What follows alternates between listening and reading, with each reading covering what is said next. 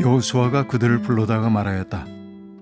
당신들은 우리 가까이에 살면서 어찌하여 아주 멀리서 왔다고 말하여 우리를 속였소?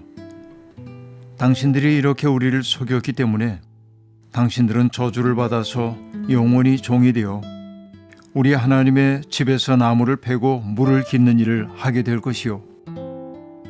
그들이 여호수아에게 대답하였다. 우리가 그렇게 속일 수밖에 없었던 까닭은 주 하나님이 그의 종 모세에게 명하신 것 참으로 사실임을 우리가 알았기 때문입니다. 하나님이 이 땅을 다 이스라엘 사람에게 주라고 명하셨고 이스라엘 사람이 보는 앞에서 이 땅에 사는 모든 사람을 다 죽이라고 명하셨다는 것을 우리가 들어서 알았습니다. 우리가 속임수를 쓸 수밖에 없었던 것은 우리가 이스라엘 사람 때문에 목숨을 잃을까 두려워하였기 때문입니다. 이제 우리를 마음대로 하실 수 있으니 처분만을 기다리겠습니다. 여호수아 9장 22절부터 25절 말씀. 오래된 토성인 여리고성과 아이성 정복이 끝난 후에 가나안 원주민들은 두려움에 사로잡혔습니다. 외부로부터 이주해 온 사람들이 그 강성했던 여리고성을 무너뜨리고 조금 작은 성이긴 했지만은 아이성까지 정복한 것을 알았을 때 그들은 두려움 때문에 어찌할 바를 몰랐습니다. 두 가지 태도가 그들에게 가능했습니다. 첫 번째는 남부 가나안의 여러 부족들이 동맹을 맺고 여호수아의 군대에 맞서는 것이었습니다. 달리 얘기하면은 거세게 저항하는 것이었겠죠. 두 번째는 투항하는 일이었습니다. 오늘 본문은 바로 그 투항했던 사람들의 이야기를 들려줍니다. 히브리 족속의 일부인 기브온 사람들은 여호수아 군대에 맞서는 동맹으로부터 벗어나서 이스라엘 진영으로 투항을 했습니다. 바로 그 기브온 사람들이 보낸 사절이 여호수아를 찾아옵니다. 그들은 일부러 낡은 가죽 부대 그리고 헤어지고 터져서 기운 가죽 포도주 부대를 싣고 사절단처럼 꾸민 채 길갈에 있는 여호수아를 찾아왔습니다. 그들은 아주 먼 곳에서 왔다고, 그러니 상호 침략하지 않는다는 조약을 맺어달라고 여호수아에게 부탁합니다. 여호수아는 그들에게 말합니다.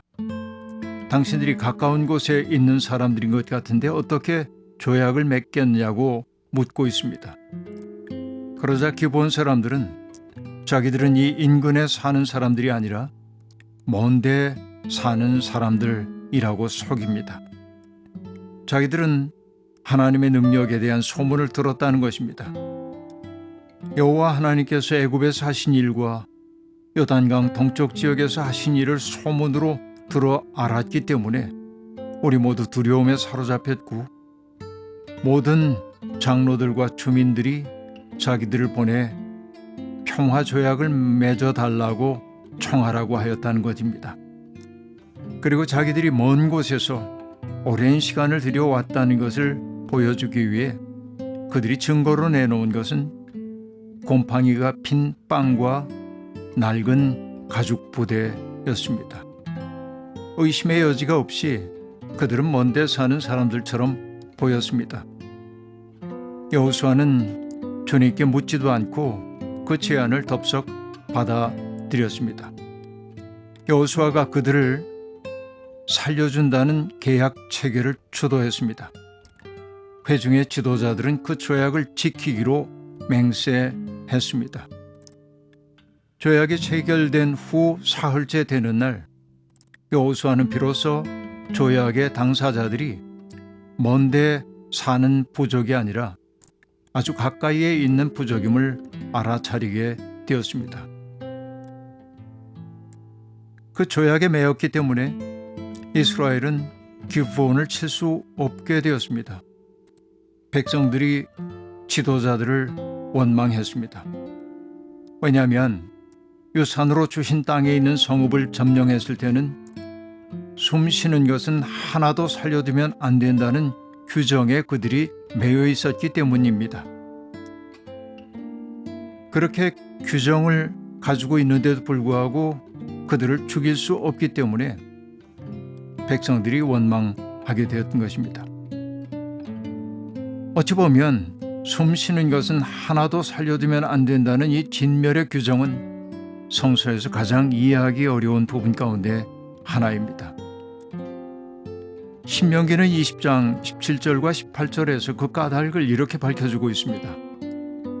그렇지 않으면, 다시 얘기하면 진멸하지 않으면 일 겁니다. 그들이 그들의 신을 섬기는 온갖 역겨운 일을 당신들에게 가르쳐서 당신들이 당신들의 하나님께 죄를 짓게 할 것입니다 라고 말하고 있습니다. 그러므로 이방신에게 속해 있는 사람들을 살려둔다고 하는 것은 결국 이방신을 숭상하는 그 길로 백성들을 유혹할 것이라고 하는 것, 바로 이것이 진멸 규정 속에 담겨 있는 문화적 이유였을 겁니다. 그들이 원망하는 것은 바로 그런 까닭도 있었습니다. 조약을 체결하고 또 그것을 지키기로 맹세했던 지도자들은 백성들을 설득할 수밖에 없었습니다. 하나님의 이름으로 맹세하였으니 그 맹세를 지키기 위해서라도 그들을 칠 수 없다는 것이었습니다. 왜냐하면 맹세로 비준된 계약은 파기할 수 없다는 또 다른 규정이 있었기 때문에 그렇습니다. 어느 규정이 더 앞서는 것인가?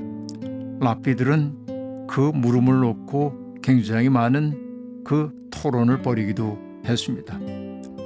여하튼 그 기브온 사람들을 어떻게 처리해야 하는지가 굉장히 심각한 문제로 다가왔습니다. 여호수아는 백성들을 달래기 위해 기브온 사람들을 나무 패는 자와 물 깃는 자로 살아가도록 제한할 것이라고 말했고, 회중들은 그 타협안을 받아들였습니다. 여호수아는 기브온 사람들을 불러 그들을 엄중히 꾸짖었고 자기들의 결정사항을 전달했습니다. 그들은 그것을 받아들이겠노라고 말합니다. 그리고 기브온 사람들은 여호수아를 속일 수밖에 없었던 까닭을 밝히고 있습니다. 하나님께서 이 땅을 이스라엘에게 주셨다는 사실을 우리는 알았습니다. 그리고 하나님의 그 주심 가운데는 모든 사람을 진멸하라 하셨던 그 사실도 포함됨을 알았기 때문에 우리는 어떻게든 살아남아야 했습니다. 그렇게 살아남을 생각에 속임수를 쓴 것이라고 말합니다. 그러면서 그들은 처분만 기다린다고 말하고 있습니다. 마치 이것은 야곱을 상기시켜 주기도 합니다. 야곱은 누군가의 발목을 잡는 자였습니다. 야곱을 가리켜 이사야서에서는 지렁이 같은 너 야곱아 라고 부르는 장면도 있습니다만, 그 본문에 관계없이 지렁이 같은 야곱이라고 한 말 속에 담겨 있는 것, 저는 여러 가지로 상상을 해봅니다. 진흙벌밭을 온몸으로 기어가고 있는 지렁이의 모습, 어쩌면 살아남기 위해서 그렇게 처절하게 자신을 낮추고 있는 것, 이것이 야곱의 인생이었는지도 모릅니다.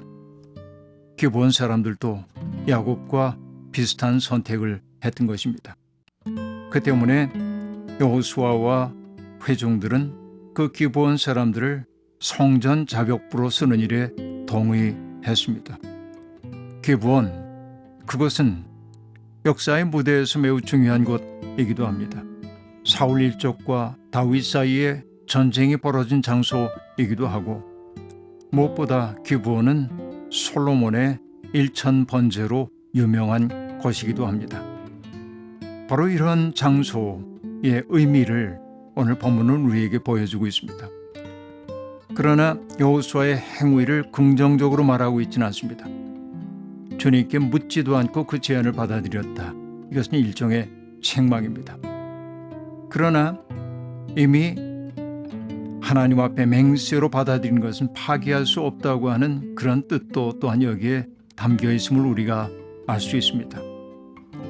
우리에게 주어져 있는 삶의 자리 어디든지 주님의 뜻을 먼저 묻는 그런 겸허함이 우리에게 필요하고, 또 우리가 마음속에 다짐하고 서약한 것은 불리할지라도 지켜가는 것이 믿음이 아닌가 생각합니다.